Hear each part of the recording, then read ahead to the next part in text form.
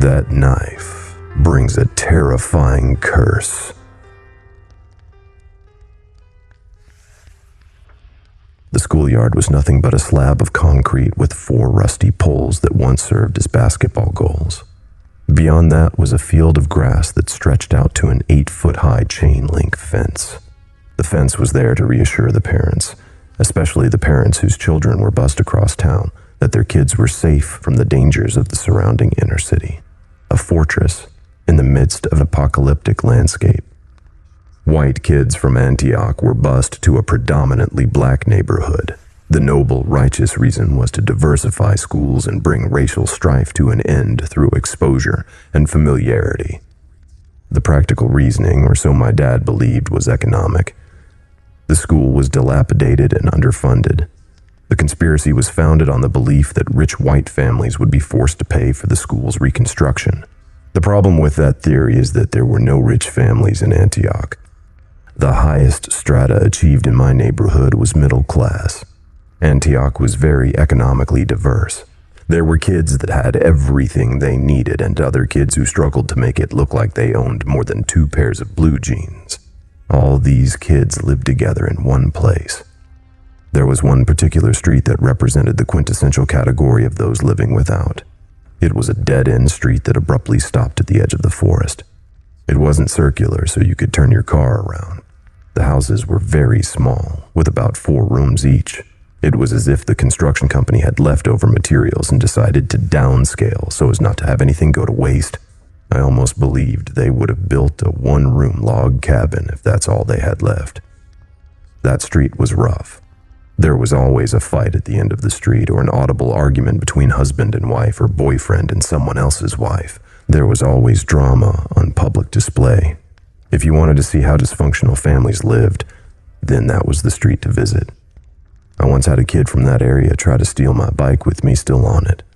I had come down off a hill and was feeling the cool wind hitting my face. I tested fate and closed my eyes, concentrating on the repose of letting the bike go wherever it wanted to go. I should have turned left and avoided the dead end, but my trance was deep. I felt a shoulder crashing into my ribs.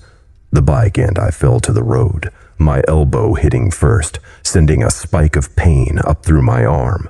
Standing above me was Bubba Bragg. In my neighborhood, there was a hierarchy of bullies. The low-level bullies were just doing it out of necessity. They really needed the money. The middle-level bullies didn't need the money. They did it just to impress the girls. They never asked for money. The high-level bullies, like Bubba, did it because they were truly sadistic. They enjoyed inflicting pain. Bubba was the top, the king of suffering. The only thing I ever heard anybody say good about him was his mother, bragging about how he had graduated to smoking Marlboro Reds when he was only 6 years old. In her mind, it was the greatest achievement a precocious psychopath could achieve at that age. Bubba was tugging at my handlebars, trying to pull the bike away from my tentative grip. Luckily, my shoestrings were tangled up in the chain. I pushed my foot against the ground so that my shoe wouldn't fall off. "Give me that bike. Let go or I'll punch you in the face." He never said anything he didn't follow through with. Bubba reached down and punched me in my nose. My eyes watered and blood flowed down my lips and into my mouth. I began to lose my grip and my shoe was slipping off my foot. "Get the fuck in here, boy, and finish those dishes." Bubba let go. His mom boyfriend had saved me and my bike. All you could do on the playground, if you could call it that, was play either kickball or dodgeball. We were playing kickball one day when a kid named Davis kicked it all the way out to the fence. I went to retrieve it, and when I got to the fence, I saw a dead body lying on the sidewalk. He had a knife sticking in his neck. I was frozen in awe and fear. I could hear everyone yelling at me to throw the ball, their demands getting more frustrated the more I ignored them. Bubba had been smoking cigarettes with Stanley in the corner of the yard. Even though they were from 2 different parts of the city and of different races, they had a lot in common. In most ways, the busing failed to bridge the gap between black and white. Most white kids hung out with other white kids and most black kids did the same, but there were some friendships forged. I know it sounds ignorant, but I realized that everyone is basically the same. I mean, the same cast of characters exists across every culture. You have good folks, weird folks, and assholes. Bubba and Stanley signified a victory for racial harmony, but unfortunately through the worst possible characters. "What are you looking at, dumbass?" Stanley inquired. I pointed to the dead body. "Oh, shit," exclaimed Bubba. By that time, all the kids had run over to see what was happening. Everyone gasped, and one girl yelled, "Go tell Miss Gentry." "Is that the knife?" my friend Mike asked. "Yep, from what I've heard of it," answered Davis. Bubba flicked his cigarette, walked forward, and grasped the fence. He was mesmerized by the body, or at least I thought so. "What about the knife?" he asked. "White folks brought it. Put it in our neighborhood back in the 30s or something. It belonged to a killer they put in our neighborhood to terrorize black folks. A white serial killer." "Oh, come on, Davis. Quit hating on white people. That's crazy," I heard someone say. "I'm not crazy. The serial killer died and left us, but that knife keeps showing up." Bubba started climbing the fence. "What are you doing, Bubba?" "Shut up, Stanley. I want that knife." Usually Stanley agreed with everything Bubba did, but on this occasion he was a little hesitant. "That knife is cursed, and aren't we messing with a crime scene or something?" Davis interjected. "Let him have it. It belongs to white people anyway. Let him take it back to his neighborhood where it belongs." I found myself worrying and believing what Davis was saying. "No, leave it, Bubba. It belongs here," I blurted out in fear. I immediately felt guilty and reworded my statement. I mean, let the police deal with it. Bubba disregarded the reasonable pleas and jumped from the top of the fence to the ground. He grabbed the knife and pulled it out. I expected blood to flow out, but there was nothing but a trickle. This dude has been dead a while and he's been stabbed all over. Bubba knelt down and cleaned the knife off against the uncut grass. He held it up to his face and investigated every aspect of it, twirling it around as if he was holding a diamond. The knife had a long, rusty, blood-covered blade. The blade stood in stark contrast to the elaborate pearl handle. The hilt and the cap at the end of the handle looked like silver with interior swirling rainbows. Bubba climbed back over the fence and approached Kathy, a girl that lived on his street. "Put this in your backpack." "I don't have my backpack. It's in class." "All right, I'll sneak the knife in, but I need you to carry it home in your backpack." "I don't want that in my backpack." Bubba walked over to Kathy and pushed her to the ground. "Where's your backpack? What does it look like?" he said as he waved the knife in front of her face. "It's the purple Miss Pac-Man bag." "What's going on over there?" The teachers had finally realized that something was amiss. As Mr. Adams approached, we all instinctively pointed to the body. Shit.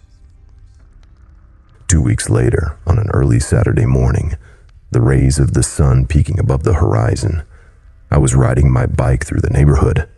I went down my favorite hill, but this time, with every intention of turning left and avoiding the dead end. My bike was moving fast.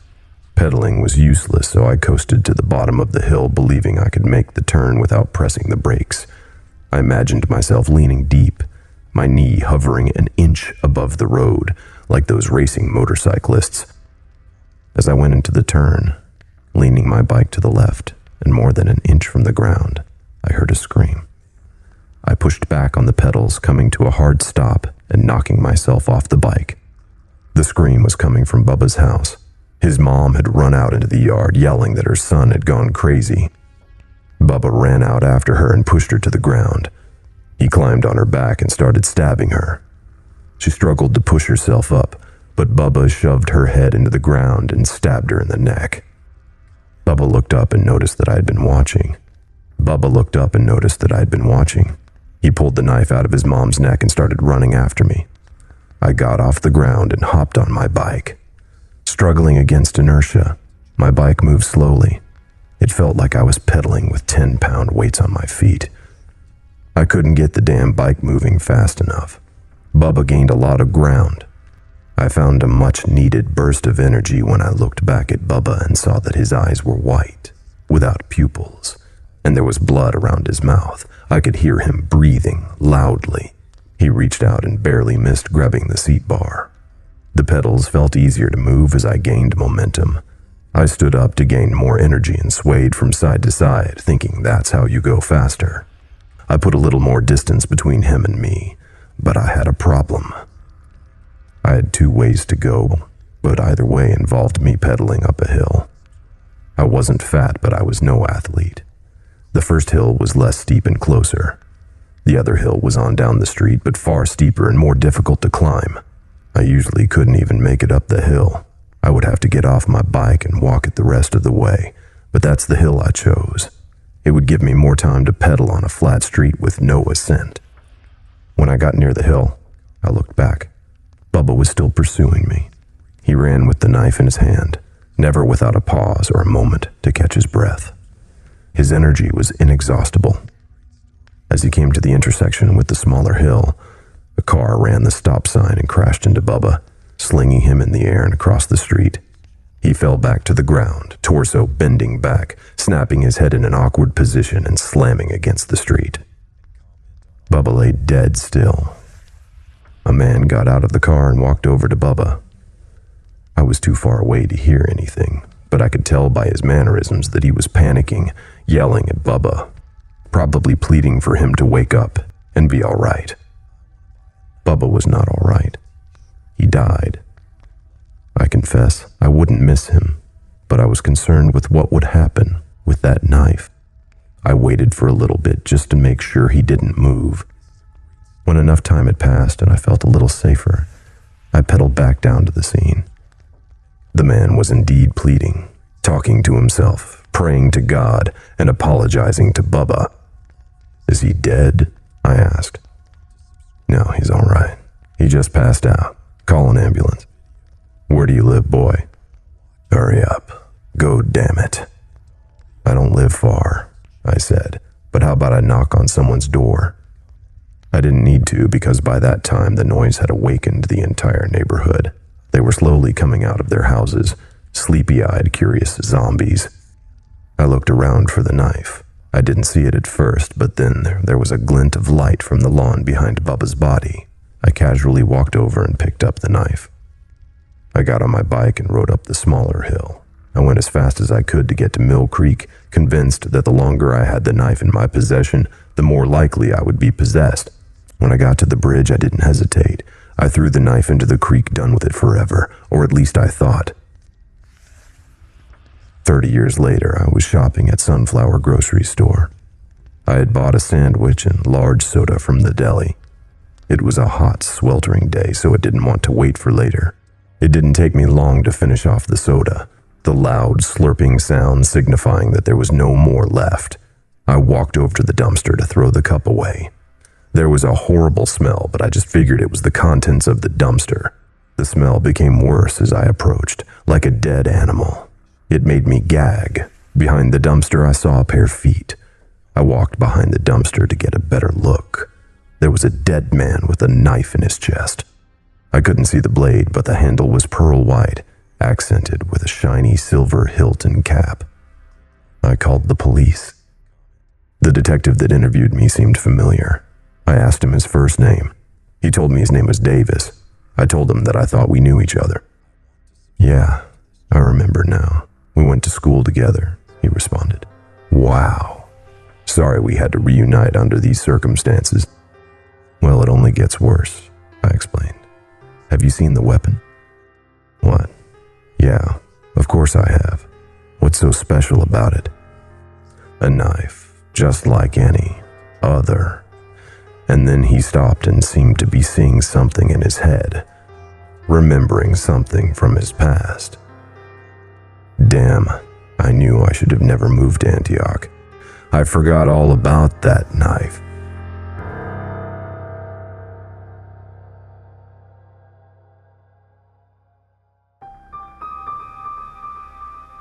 Thank you for listening and delving into the dark with me. I would be so grateful if you please click the thumbs up, subscribe, and leave a comment. The more engagement this video gets, the more YouTube will push my content to others, and thus our twisted little community will grow. All stories read on this channel will be available on Spotify, iTunes, iHeartRadio, and many other podcast apps. Links are in the description. Thank you again for listening, and I look forward to hearing from you.